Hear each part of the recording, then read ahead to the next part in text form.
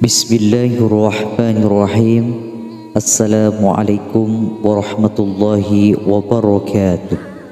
Alhamdulillahirabbil alamin. Allahumma shalli ala sayyidina Muhammad wa ala ali sayyidina Muhammad.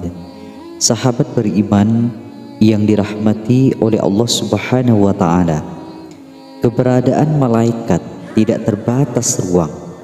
Oleh karenanya malaikat juga kerap berada di dalam rumah. Rumah orang beriman yang sering menjalankan ibadah merupakan tempat berkumpulnya malaikat. Malaikat dan jin diciptakan Allah terlebih dahulu daripada manusia. Allah menciptakan malaikat dari cahaya, jin dari api, dan manusia dari tanah.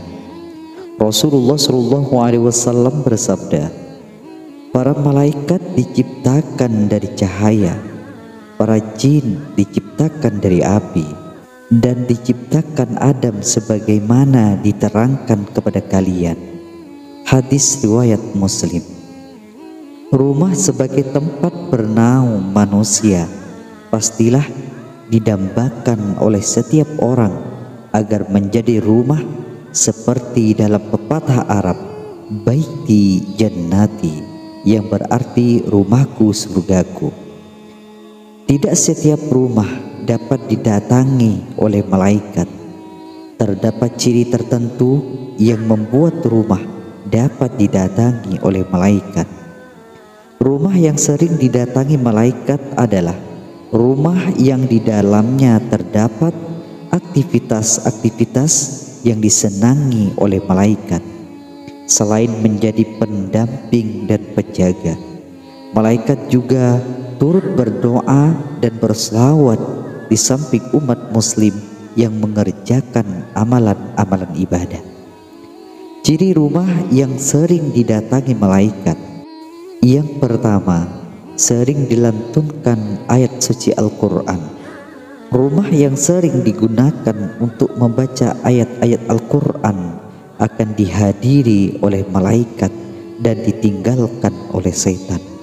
Berdasarkan hadis riwayat Ibnu Sirin, Rasulullah SAW bersabda, sesungguhnya rumah yang di dalamnya dibacakan Al-Quran, maka lapanglah penghuninya, banyak kebaikan, malaikat menghadirinya dan setan-setan meninggalkannya. Sebaliknya, rumah yang tidak dibacakan Al-Quran, maka sempitlah penghuninya, sedikit kebaikannya, malaikat meninggalkannya, dan setan-setan mendekatinya.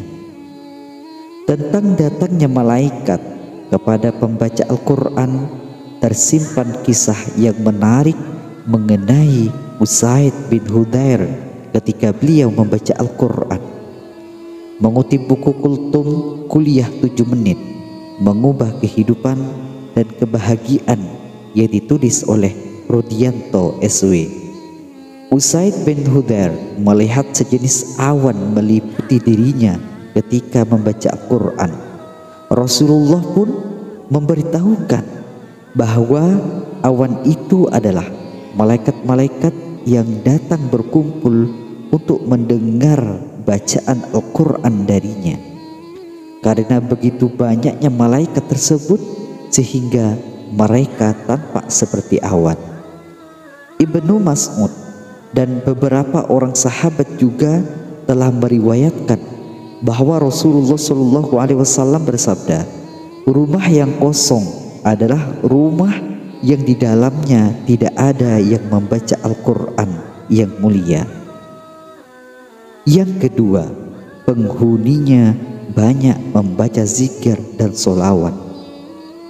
Kedatangan para malaikat tentu dikarenakan suatu sebab. Salah satunya atas izin Allah, karena adanya zikrullah. Dengan adanya zikir, maka malaikat akan datang. zikir yang dilakukan dengan ikhtiar kita mendatangkan malaikat sebagai jawaban Allah atas usaha kita.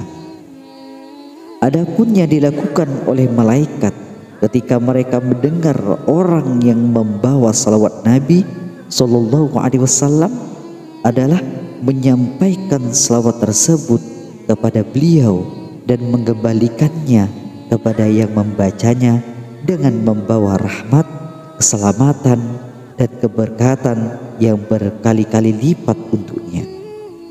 Malaikat Jibril datang kepadaku sambil berkata, "Sangat menyenangkan untuk engkau ketahui wahai Muhammad, bahwa untuk satu selawat dari seorang umatmu akan kuimbangi dengan 10 doa baginya, dan 10 dalam bagiku akan kubalas dengan 10 salam baginya."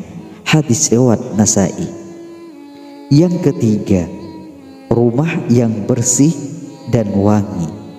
Malaikat adalah makhluk rohani yang menyukai bau harum dan merasa terganggu dengan bau busuk. Bau harum tentunya hadir karena kita selalu menjaga kebersihan, menyingkirkan hal-hal yang kotor dan berbau tidak sedap. Bahkan dalam ajaran Islam, kebersihan adalah sebagian dari iman. Bangsa malaikat menyukai bau wewangian, sebagaimana yang diterangkan dalam hadis Nabi, barang siapa yang memakan bawang putih, bawang merah, dan memakan tidak sedap lainnya, maka jangan sekali-kali ia mendekati, memasuki masjid kami. Oleh karena sesungguhnya para malaikat terganggu dari apa-apa yang mengganggu manusia. Hadis riwayat Bukhari dan Muslim.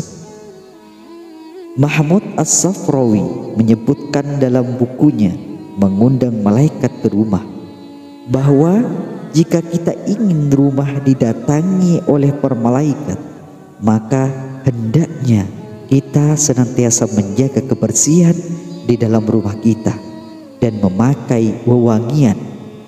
Bau wangi yang disukai malaikat misalnya seperti minyak mistik, kasturi, ambar, zafaron, gaharu, dan lain-lain. Malaikat sebagai pendamping dan penjaga manusia.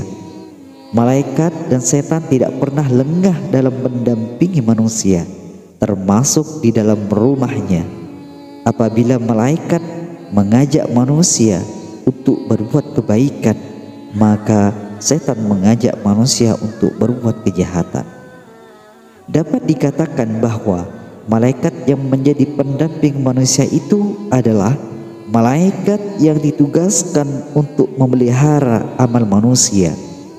Berkaitan dengan hal tersebut, di dalam buku Mengapa Malaikat dan Setan di Rumah Kita oleh Abu Huzaifah, Ibrahim, dan Muhammad Asy-Syaib disebutkan bahwa terdapat hadis Rasulullah dari Abdullah bin Mas'ud radhiyallahu an bahwa malaikat dan setan masing-masing memberi bisikan kepada manusia.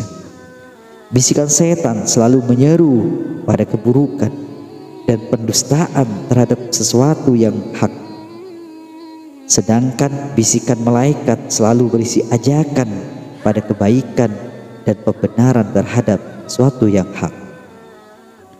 Siapapun yang memperoleh bisikan malaikat hendaknya bersyukur dan memuji Allah.